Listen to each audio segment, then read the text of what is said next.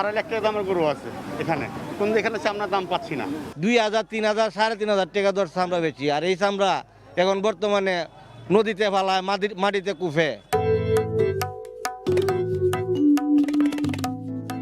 অথচ একসময় কোরবানির পশুর চামড়া সংগ্রহ আর বিক্রি নিয়ে পাড়া মহল্লায় জোট বাঁধত মানুষ, চলত দর কষাকষি আর বাড়তি দামে বিক্রির প্রতিযোগিতা, যার পুরো সুফলটাই যেত দরিদ্র জনগোষ্ঠীর ঘরে।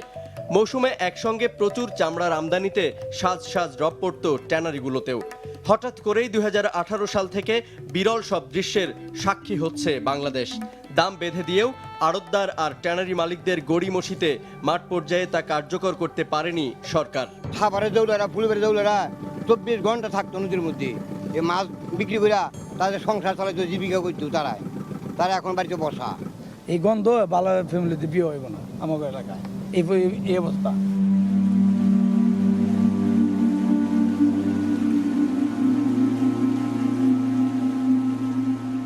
আমার পেছনের এই 200 একর জমির ওপর ভর করে 2021 সালের মধ্যেই 42,000 কোটি টাকা রপ্তানি আয়ের লক্ষ্য অর্জনের স্বপ্ন দেখেছিল বাংলাদেশ।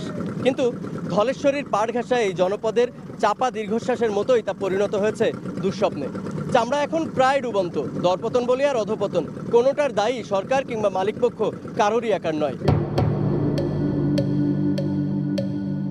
নেপথ্যের কাহিনী জানতে যেতে হবে সাভারের নতুন চামড়া শিল্প নগরীতে। সম্প্রতি যার সবচেয়ে গুরুত্বপূর্ণ স্থাপনা কেন্দ্রীয় বর্জ্য শোধনাগারের অবস্থা নিয়ে দুটি আন্তর্জাতিক সংস্থার প্রতিবেদন এসেছে সময় সংবাদের হাতে, যেখানে নেদারল্যান্ডসের পাম বলছে সঠিক ব্যবস্থাপনা নয়, ভাগ্যের জোরে টিকে আছে সিইটিপি। আর গত বছর করা পর্যালোচনায় লেদার ওয়ার্কিং গ্রুপ 15টি সেকশনে তুলে ধরেছে সিইটিপির অবস্থা, যার মধ্যে মাত্র একটিতেই পাশ করতে পেরেছে চীনা ঠিকাদার ও বিসিক। এরই সূত্র ধরে অনুসন্ধানে নেমে চক্ষু চড়ক গাছ। বর্জ্য পরিশোধনের মান যাচাইয়ে প্রকল্প এলাকায় একটি ল্যাবরেটরি থাকলেও সেখানে দেখা মেলেনি কোনো গবেষকের। অথচ এই ল্যাবের পরীক্ষার উপর ভর করেই বিসিক বলছে সিইটিপি এখন পুরোপুরি কার্যকর। সিইটিপি আমাদের 1 বছর যাবত 100% ফাংশনাল, অর্থাৎ আমরা দুধে পানি ছাড়ছি পরিবেশের স্ট্যান্ডার্ড মতোই আমরা পানি ছাড়ছি। তাদের কিন্তু সেখানে 4-5 জন চাইনিজ এক্সপার্ট কিন্তু সিইটিপি তে কাজ করে। এক্সপার্টের তত্ত্বাবধান নিয়ে আমাদের বাঙালি গুলিকে তারা নিয়োগ দিয়ে থাকে, তারা কাজ করে থাকে। কিন্তু কথা হলো সিইটিপি ফাংশনাল করতে হলে আমাদের ট্যানারিকে ফাংশনাল করতে হবে। সরকারের অভিযোগ হলো যে তারা হাজারীবাগ ট্যানারি মালিকেরা তরল বর্জ্যের সাথে কঠিন চামড়ার টুকরো দিয়ে দেয়, ফলে ওগুলো গিয়ে ব্লক করে সিইটিপি কে অকেজো করে ফেলে। সরকার নিজে কঠিন বর্জ্য ব্যবস্থাপনার জন্য কোনো ব্যবস্থা আজ পর্যন্ত গ্রহণ করতে পারেনি। পড়া যাক 2017 সালের 24 এপ্রিলে বুয়েটকে লেখা বিসিকের নজিরবিহীন এক চিঠি। হাস্যকর হলেও সত্যি, নিম্নমানের অভিযোগে চট্টগ্রাম বন্দরে আটকে থাকা 18 কন্টেইনার মালামালের প্রি শিপমেন্ট ইন্সপেকশন সাভারেই করতে বলা হয়, যা করার কথা চীনে। আপত্তি সত্ত্বেও সেসব মালামাল আসে প্রকল্পে, লোকচক্ষুর আড়ালে, যার অনেক যন্ত্রপাতি ব্যবহারও করা হয় সিইটিপিতে। ফলে মরিচা ধরেছে এর অনেক গুরুত্বপূর্ণ যন্ত্রপাতিতে, বিকল হয়ে আছে বেশ কিছু মোটর।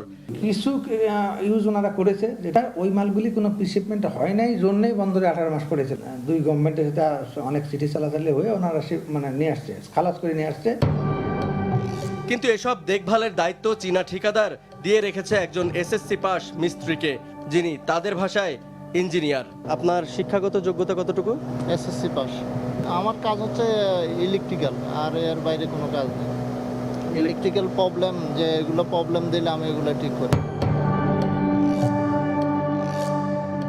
একটা টিন শেড স্টোর রুম করা হয়েছে প্রকল্পে, যা ভর্তি নষ্ট পাম্প, প্রপেলার আর যন্ত্রপাতিতে। যন্ত্র চললে তা নষ্ট হতেই পারে, কিন্তু তা মেরামত করার মতো ওয়ার্কশপ নেই শিল্পনগরীতে। খোঁজ মেলেনি অগ্নি নির্বাপকেরও। অথচ এসব থাকার কথা ছিল কেন্দ্রীয় চুক্তিতে, যা লঙ্ঘন করায় চীনা ঠিকাদার আর বুয়েটের bureau of research testing and consultation বিআরটিসিকে অযোগ্য বলছেন ট্যানারি মালিকরা। এই গাফিলতির জন্য আমি মনে করি যে জনাব আব্দুল কাইম সাবেক পিডি এবং আপনার বুয়েটের টিম আপনার এটার জন্য দায়ী। আমাদেরকে যেভাবে ঘাট ধাক্কা দিয়ে হাজারবাগ থেকে নিয়েছে, আসলে একটা শিল্পকে রাতারাতি এভাবে নিতে পারে না। সুতরাং আমরা মনে করি যে এইসব ব্যক্তিদের বিচারের আওতা আনা উচিত। বাংলাদেশের সিইটিপি করার মতো দক্ষ কোনো ডিপার্টমেন্ট ছিল না এবং কোনো এক্সপার্ট টিমও ছিল না। বুয়েট কিন্তু এই প্রথমবার তারা আমাদের টেকনিক্যাল সাপোর্ট দিচ্ছে, কনসালটেন্সি ফাংশন করছে, কিন্তু তাদের কিন্তু কোনো ধারণা নাই। হাজারীবাগে ট্যানারির মালিকেরা দূষিত করছিল এবং সরকার ওটা দেখেও না দেখার ভান করার একটা অপচেষ্টায় ছিল। যখন সাভার দূষিত হচ্ছে তখন ট্যানারি মালিকেরাও দূষিত করছে, একই সাথে সরকারের অদক্ষতা, অব্যবস্থাপনাও এর জন্য দায়ী। এদিকে ক্রোম রিকভারির চিত্র আরও বিচিত্র।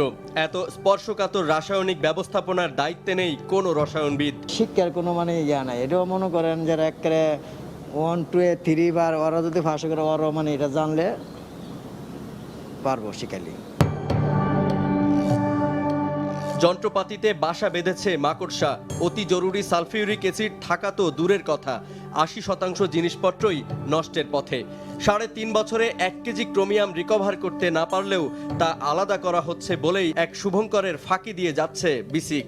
শেষমেশ যার একটি অংশ যাচ্ছে সিইটিপিতে, অন্যটি খোলা মাঠে। দুই তরফেই ক্রোমের ক্ষতিকর প্রভাব গিয়ে পড়ছে মানবদেহ আর সিইটিপির কার্যকারিতায়। সেপারেশন করে আমরা আবার যে রিকভারি করে সেই ক্রমটা আবার ইউজ করব, সেটা করা যাচ্ছে না। কোনো মতেই ক্রোম লাইন যেটার ভিতরে যাবে অন্য ইফ্লুয়েন্ট যেন না আসে, কারণ অন্য ইফ্লুয়েন্ট সলিড পার্টিকেল বা আদার যদি যায় তাহলে কিন্তু ওই ক্রোমটা রিকভারি করতে পারবো না। মালিকরা ওটাকে দুইটা একসঙ্গে করে দেয়। এগুলো মনিটর করার দায়িত্ব কার? সরকারি দায়িত্ব। লোকজন আছে, তারা আসেন মাঝে মধ্যে এসে দেখে যান, বা অনেক সময় আসেনও না। এইটা হলো মূল লুফলের জায়গা। দোষারোপ করছে যে ইমপিউরিটিস করছে ট্যানারি মালিকরা, আসলে এটা আদৌ সত্য নয়। আপনার এইখানে ক্রোম রিকভারির পানিটা যদি সরাসরি সেন্ট্রাল ইফ্লুয়েন্ট ট্রিটমেন্ট প্ল্যান্টে ওনারা দেয় তাহলে কিন্তু এটা কোনোভাবে ব্যাকটেরিয়া জন্মাবে না এবং কোনোভাবে আপনার কার্যকর হবে না। গাফিলতির এখানেই শেষ নয়। অবৈধ ডাম্পিং ইয়ার্ডের বদনাম ঘোচাতে বিসিক এবার উদ্যোগ নিয়েছে 3টি ডাম্পিং ইয়ার্ড নির্মাণের। অনুসন্ধানে উঠে আসে শুধু নকশা তৈরিতে এর প্রত্যেকটির খরচ 30 লাখ টাকা করে। নেপথ্যের খবর, একক প্রতিষ্ঠানের ক্ষমতা বলে কোনো ধরনের দরপত্র ছাড়াই এসব কার্যাদেশ পেয়ে যায় বুয়েট। ডাম্পিং ইয়ার্ডে তারপর ড্রয়িং ডিজাইন শুধু নয়, তারপর সুপারভিশন সবগুলি কাজ করার জন্য কিছু কিছু প্রতিষ্ঠান আছে যে তারা এককভাবে তারা করতে পারে, তাদের এটার জন্য টেন্ডার লাগে না, তার ভিতরে বুয়েট একটা। সরকারি অংশের কাজ বাকি আরও, অথচ 3.5 বছর আগে তখনকার প্রকল্প পরিচালক আব্দুল কাইয়ুম দাবি করেছিলেন সম্পূর্ণ প্রস্তুত সিইটিপি। অবসরের পর যিনি এখন কাজ করছেন বহু অনিয়মে অভিযুক্ত চীনা ঠিকাদার প্রতিষ্ঠানের হয়েই। চাইনিজ ঠিকাদারদের কনসালটেন্ট হয়ে আপনি কাজ করছেন এখন, এটা কতটুকু? কোঅর্ডিনেটর, নট কনসালটেন্ট, কোঅর্ডিনেটর হিসেবে কাজ করি। আর ভাই আমি তো রিটায়ারমেন্ট গেছি গা, ওনার তো প্রায় 2 বছর হয়ে গেছে। আমি এত কিছু বলতে পারবো না। কিছু অনিয়ম হতে পারে সেটা বলতে পারেন, যে চাইনিজরা টাকা পাইতো সেটা না দিয়ে আমরা সাব কন্ট্রাক্টরকে ডাইরেক্ট পেমেন্ট করছি। সরকার আদালতে বারবার বলেন যে যেটুকুন কাজ বাকি আছে বা যে জায়গাগুলোতে গ্যাপ আছে সরকার সেগুলোর ব্যাপারে ব্যবস্থা গ্রহণ করবেন, কিন্তু সরকার ব্যবস্থা গ্রহণ করেন না এবং চাইনিজ কোম্পানিকে সরকার বাধ্য করতে পারে না সরকারের সিদ্ধান্ত মেনে নিতে। ল্যাবরেটরির অটোমেশন এবং আমাদের অনলাইন মনিটরিং এবং ওই যে ছোট ছোট কাজের প্রতি আপনি একটা যেটা বললেন যে ওয়ার্কশপ তৈরি করা এবং ফিনিশিং কাজ, এই কয়টাই কিন্তু এখন বাদ আছে। এত অনিয়মের পরও বিসিকের অভিযুক্ত কর্মকর্তা, চীনা ঠিকাদার আর বুয়েটের প্রকৌশলীদের বিরুদ্ধে দৃশ্যমান কোনো ব্যবস্থা আজও নেয়নি সরকার। পিডির পর পিডি বদলেছে, এসেছে নতুন মন্ত্রী আর সচিবও, কিন্তু ভাগ্য বদলায়নি চামড়া শিল্পনগরীর। কিন্তু এ দায় কি শুধু তাদের একার ছিল নাকি গাফিলতি ছিল ট্যানারি মালিকদেরও? এবার দেখব সেটাও। এলডব্লিউজি সনদ না মেলায় দেশ থেকে সরাসরি চামড়া রফতানির যোগ্যতা হারিয়েছে ট্যানারি মালিকরা। মোট 12টি বিষয়ে 1362 পয়েন্টের বাধ্যবাধকতা রয়েছে এই সনদ পেতে, যেখানে ট্যানারিগুলোর গায়ে প্রত্যক্ষ পরোক্ষভাবে পড়ে প্রায় 1100 পয়েন্ট। অথচ তা নিয়ে কোনো মাথা ব্যথা নেই মালিকদের। কারখানাগুলোতে অস্বাস্থ্যকর নোংরা পরিবেশে কাজ করছে শ্রমিকরা। শ্রম আইন অনুযায়ী এখনও নিশ্চিত হয়নি তাদের কোনো সুযোগ সুবিধা।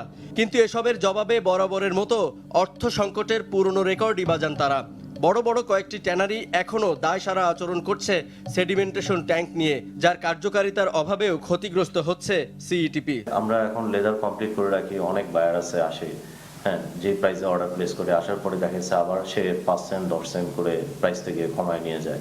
হাজারীবাগে যে কাজগুলো করছিলেন ঠিক একই কাজ তারা কিন্তু সাভারে করলেন। এইখানে তাদের সাথে যোগ হলো গিয়ে বিসিক এবং বিসিকের যে অদক্ষ কনসালটেন্টসরা আছেন সেই কনসালটেন্টস এবং তাদের যে চাইনিজ ফার্মকে দিয়ে কাজ করানো হয়েছে সেই চাইনিজ ফার্ম। তারা যে ইম্পিউরিটিস করছে সেটার দায় কিন্তু ট্যানারি মালিকদের উপরে দিচ্ছে। আবার আমাদের ভিতরে কিছু কিছু ট্যানারি ভুল ভ্রান্তি করছে যে তারা চেক বাল্বটা সময় মতন চেঞ্জ করছে না, যার কারণে কিছু ক্রোম হয়তো বা সিটিপির প্ল্যান্টে যাচ্ছে।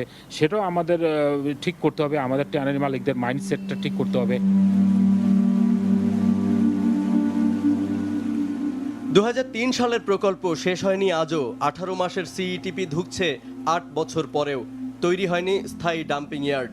বুড়িগঙ্গার দূষণ ঠেকাতে সাভারে এসে ট্যানারি বর্জ্যের স্রোতে ধ্বংসের মুখে ধলেশ্বরী, দায় নেয় না কেউই। অথচ 17 বছরে 4 মন্ত্রী, 12 সচিব আর 16 জন প্রকল্প পরিচালক পেয়েছে চামড়া শিল্পনগরী, যাদের কেউই পারেননি অন্ধকারে আলো জ্বালাতে। এর ফলে ক্রমেই কমছে দাম আর ক্রেতা, কালো মেঘে ঢেকে যাচ্ছে চামড়া শিল্পের আকাশ।